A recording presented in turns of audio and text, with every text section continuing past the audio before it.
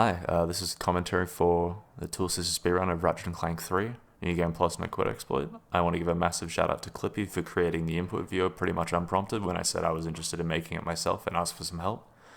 Since this is intended to be a commentary, not a breakdown of every single trick, a familiarity with some of the movement tech and the route of Up Your Arsenal, as well as some of the movement tech of Ratchet 1 might be helpful if you're not someone who follows the speedruns of this game. As such, I recommend watching some of the Ratchet runs that have been done at GDQ, especially Zem's 2020 run at Summer Games, which I'll link in the description. The run is very fast-paced at the start, so I'll be glossing over some stuff and explaining some of it later when the run slows down. Hope you enjoy. The first thing you'll see is some precise movement that skips the intended path and the two cutscenes that are along it. From there we get back in bounds, then clip out of bounds again and whip jump into the trigger for the second section of Velden. This 12-second stretch is probably the most optimized thing in the entire run. Normally Ratchet's forced to walk off the dropship here and freefall down to the battle area, but by having his last strafe direction set backwards and tapping the strafe button as he walks off the dropship, we can cause him to jump backwards and land on the dropship briefly, then immediately charge and cancel it to move normally. From there we can whip jump from the roof of the dropship, which gets enough distance to clear the freefall trigger and fall right to the end of the level. Right here you'll see the first instance of a cutscene skip. This is done by forcing the game to freeze up as a cutscene is loading and then opening the menu. Swapping weapons is a pretty consistent way of causing the game to freeze up. On Thorana, Quark Warp isn't possible on PS2, so we have to do things normally. It's freakishly hard to clip through the wall in the path of death, so instead we proxy on it to get up to the archway, charge over the trigger that takes us back to the main chunk of the level, and do a sick looking turret clip and insta-whip into the fight trigger, which extends quite a bit under the level. The Quark fight is easy since he's super weak. For context, he has 575 HP, a single V4 Rhino shot does 450 damage, and a charged shock cannon shot does 1050 damage. The VR skip segment has a similar route to the real-time run, just very optimized. The Quark's cage cutscene skip is super hard to set up while also making sure to be ready for the movement afterwards, and clipping through the VR room saves a little bit of time over the normal route. The long jump chain here skips any hassle getting over the ledge and also allows us to chain another long jump to skip the gap a little further ahead before hitting and skipping the bridge cutscene. From here we make our way to the VR training chunk of the level. Clipping through the floor to get to VR training saves the time of jumping onto the tanks landing the wall, which is what real-time runs normally do. From there we can just do mid-air charges, which are frame perfect but obviously no hassle in a TAS, which leaves us with enough height to attach to the hypershot target in VR. Interestingly, the cutscene after the teleporter at the end of VR can't be skipped since it appears to either be activated after you lose control of Ratchet, or the triangle press to activate it causes you not to be able to skip the cutscene. The next planet, Dax, was one of the radic nightmares of the TAS, since there's two main objectives that both need to be completed, and there's ways to get to both objectives with and without returning to the start of the level. Real-time runs do right side first, and then return to the start of the level before doing left side, but because there's a lengthy section at the end of the left side where you need to wait to enter a teleporter, it's faster to do left side first and then go straight to right side without using the teleporter. Coming up here, there's an interesting clip through the building. Where the far sloped wall meets the building on the right, there's a tiny bit of geometry where if you fall straight down onto it, you clip right through. So while clipping through there, we wrench swing, mid-air charge, insta-whip and side flip into the left side trigger while staying out of bounds, instantly skip the cutscene, then whip jump out to head through the platforming course in pretty much a straight line. The warship fight on the right side here is a nightmare because it's so laggy. We set up the turrets and hit the fight trigger so we're doing damage while we go to hit the right side cutscene trigger, which we instantly skip, and then from there we rhino bomb to kill warship as fast as possible before heading into the teleporter. We also have to delay movement a tiny bit after the final rhino shot because you need to be within a certain distance of the fight as the warship dies for the game to update your missions. The next planet, Abani Gemini, is different from every other level in that it's a spherical planet, which is a bit of a redundant phrase. First up, you're going to see a precise insta-clip out of the landing platform area, which skips the real-time speedrun method of jumping over the gate. On spherical planets, gravity is handled by aligning Ratchet to the center of the planet. They also have some interesting effects on momentum. You can still chain momentum from long jumps, Ratchet 1 style, but side flips will always flip in place, and while they don't actually, they seem like they cull your momentum. Charge routes also move at their decayed speed, which is only slightly faster than thruster pack long jumps, which makes this corner cut with the thruster pack faster. By using the thruster pack for an initial burst of speed, swapping to the helipack and chaining long jumps and side flips to build on more speed, and then long jumping from the top of the zip line, we can chain long jumps straight into the teleporter, skipping the latter half of the level. Alright, now that I'm done trying to fit 7 minutes of commentary into 3.5 minutes of speedrun, we can call it a bit and talk about the next two planets, Blackwater City and Marcadia. So they're a massive change of objectives since for the most part they're mission based and they focus on killing waves of enemies as quickly as possible as opposed to reaching specific positions like most of the other planets. These waves are triggered by killing the last enemy in the previous wave as quickly as possible, assuming all other enemies in the previous wave are already dead. This can mean that it looks unoptimal because some enemies aren't killed as soon as they spawn, but in reality only a few specific enemies actually matter in terms of making sure they're dead ASAP. To start with, in Mission 1 there's an initial wave of enemies that needs to be killed, and then a series of 3 dropships that spawn. Only the last dropship needs to be killed as fast as possible, but we have enough time to set up rifts for the next wave of enemies and sources, which spawn on the right and left sides of the middle ramp. You can also notice Ratchet swapping weapons extremely quickly here. For some reason this actually saves time, around about a second on the final wave of enemies. However, not only can it cause frequent desyncs, which is why I stopped doing it for Mission 3, but it also produces the extremely grating symphony of weapon swapping and deployment sounds playing literally every other frame. I actually took the audio file for this segment and EQ'd out the audio frequency where the sound plays so it wasn't so frustrating to hear. Mission 2 starts with a wave of 6 sources that spawn over time, which we deploy rifts for, before spawning 2 dropships behind the left and right buildings. We can use the flux rifle to quickscope dropships on pretty much the exact frame they spawn in. Quickscoping is actually a series of a couple of frame-perfect inputs, being a single frame of scoping in, the frame where you input circle to fire, and at least 2 frames of staying scoped in so you get the powerful rifle shot and not the weak one. In Mission 3, we need to destroy the base turrets as soon as possible, so we charge into their trigger radius and use the charged shock cannon shot to wipe out the other enemies before hitting the turrets as soon as they're active. Next, a wave of 4 groups of sources spawn, but by killing all of them before the 4th wave spawns, you can skip the 4th wave. From there, it's just a few more dropships and then the mission's complete. One of the interesting side effects of the instant cutscene skip shows up here at the end of Blackwater City.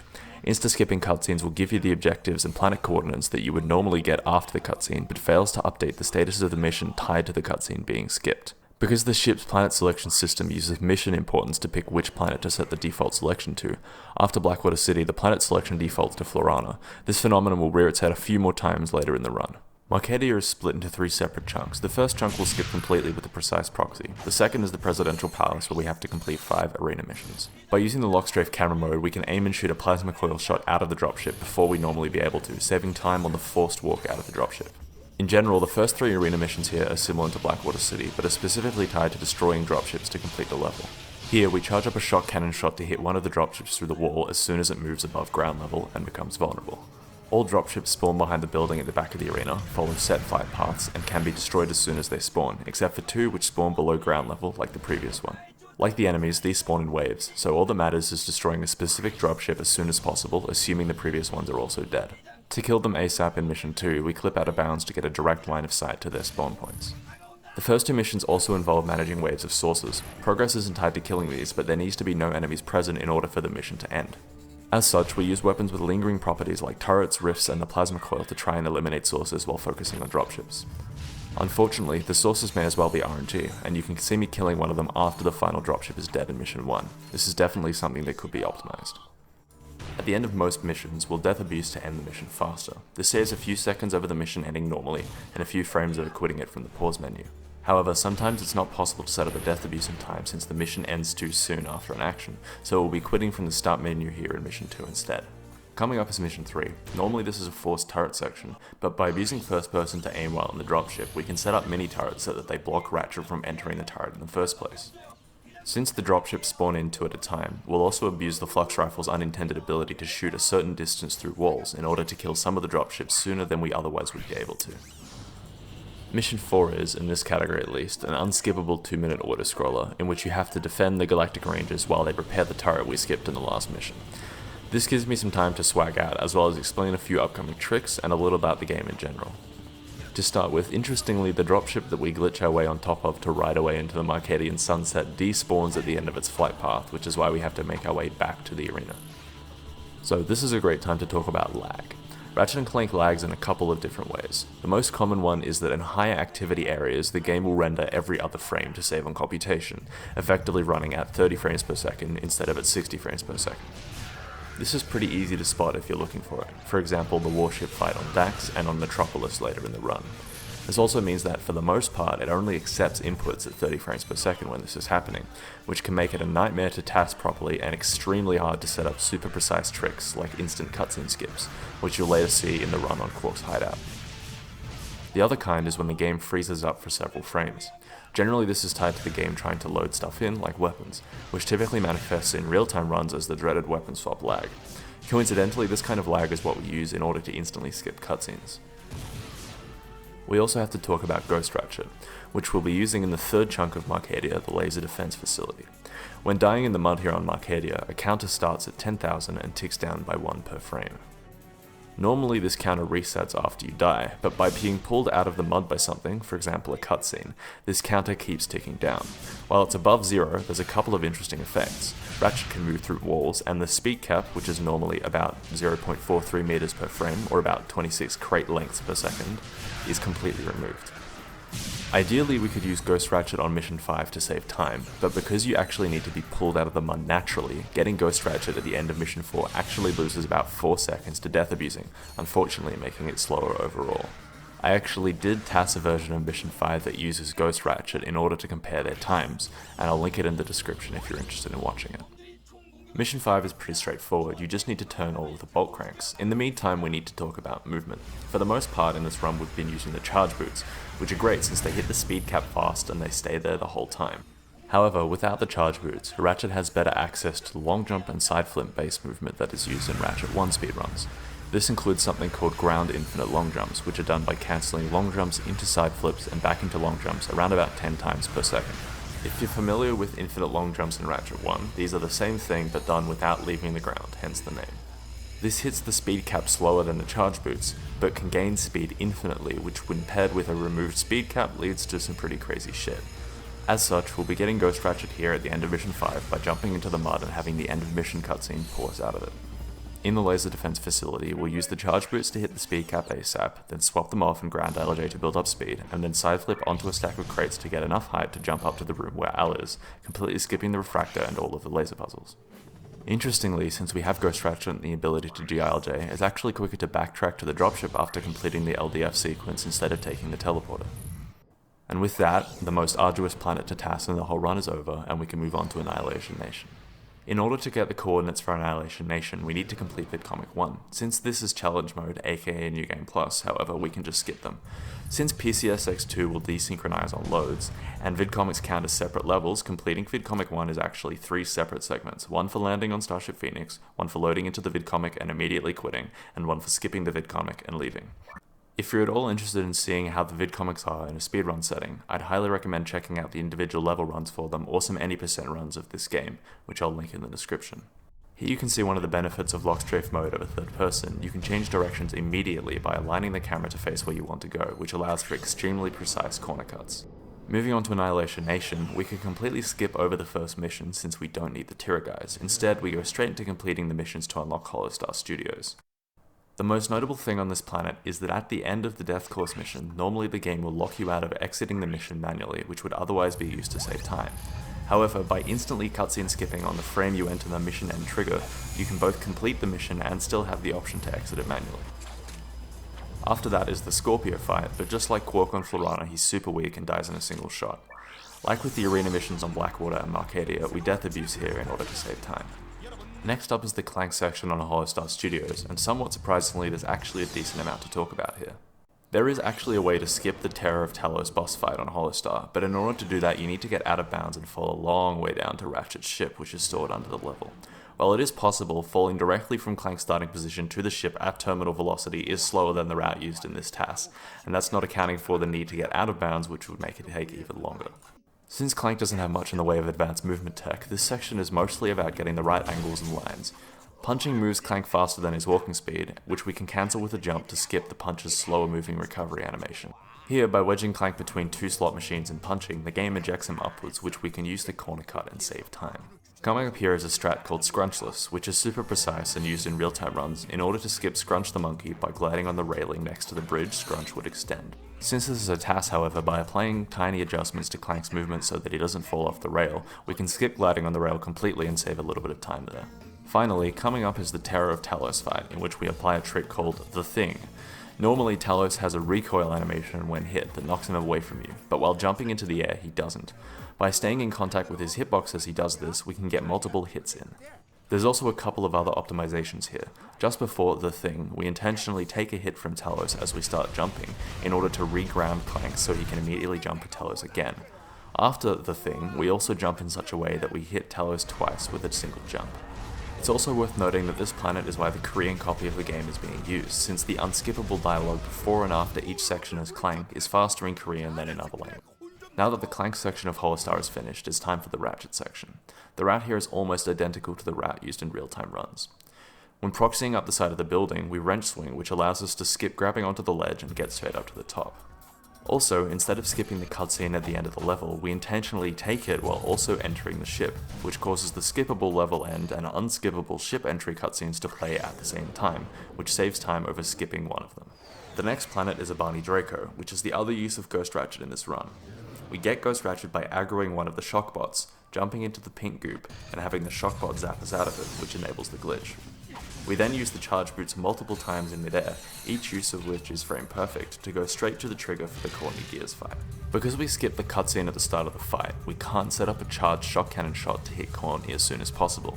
However, all we need to do is knock her to a specific health threshold to trigger the next phase of the fight, which the Rhino does fine. From there, we can use perfect shock cannon weaves to kill all the dancers, and then Rhino bomb to kill Courtney. Rhino bombing involves hitting enemies with the nitro launcher before switching to the Rhino and shooting them with it, which causes almost every single Rhino shot to hit them instead of just a couple, or in most cases a single one. This absolutely melts health bars and is the best way to kill most bosses. It already has been used for the warship fight on Dax, and it will be used again later in the run too. The next planet is Zeldrin Starport. I already made a quick video explaining the crazy route I use here, which I'll link in the description, but to sum it up, we hit the trigger for the end of the Leviathan, and instead of death abusing to load in all the collision geometry, we use the collision that is still there, which is mostly crates and breakable objects, to escape instead. A time of 47 seems fraudulent, but not doing the death abuse saves around 5 seconds, so you need around a mid 52 with the death abuse to be faster.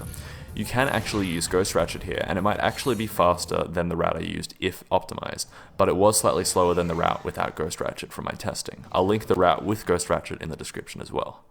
Before we head to Metropolis, we have to do VidComic Skip. VidComic Skip is a frame-perfect trick that lets us skip over VidComic 2. Of course, not all frame-perfect tricks are made equal, and this one just involves hitting 2 buttons at once. This allows us to select the VidComic and bring up the password menu at the same time, which puts the VidComic selection on VidComic 3 instead of 2, which lets us skip obtaining VidComic 2 completely.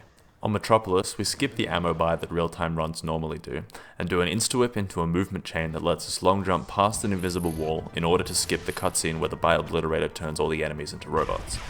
From there, we do a precise mid-air proxy to get enough height to whip jump into the boss fight trigger. Mid-air proxies are similar to normal proxies, but only work at the natural end of a charge boot usage, and require a sequence of frame-perfect inputs to do. We intentionally take the Clunk cutscene in order to fire off a charged shock cannon shot as soon as possible, which saves time over skipping it and charging afterwards. Instead of taking the taxi back to Ratchet Ship, we use a route that was in part found by Super Squonk, which involves a mid-air proxy to get back to the courtyard area. In general, Squonk was one of the pioneers of many of the strats you've seen in this run, such as this and the shock cannon strat on Marcadia Mission 1, to name a few. The aforementioned interesting side effect of instant cutscene skips shows up here. Scrunch the Monkey is still running around in the main area of the ship. Because the game doesn't properly update its mission flags, since we insta-skip several of the cutscenes on Starship Phoenix, Scrunch isn't where he normally is on the bridge. Next up is Crash Site, which opens with a whip jump from the ship platform to skip half the level. From there, there's a sick looking insta-whip onto a falling crate before we move into the cutscene trigger. After the cutscene is skipped, we perform a proxy on a nearby rock to skip jumping back up to where we were, and we make our way back to Ratchet Ship in pretty much exactly the same way we got there. Normally after Crash Site, the planet selection would default to the planet Iridia for the rest of the run, but like at the end of Blackwater City, by insta-skipping cutscenes, the mission flags get messed up, so we completely negate having to deal with Iridia at all. Before we head to Quark's hideout, we have to complete VidComic 5, which is really just the same process as completing the other VidComics. There is an interesting optimization here, however, in that between skipping the VidComic from the menu and the subsequent cutscene starting to play, we can charge boot forward to save a little bit of time.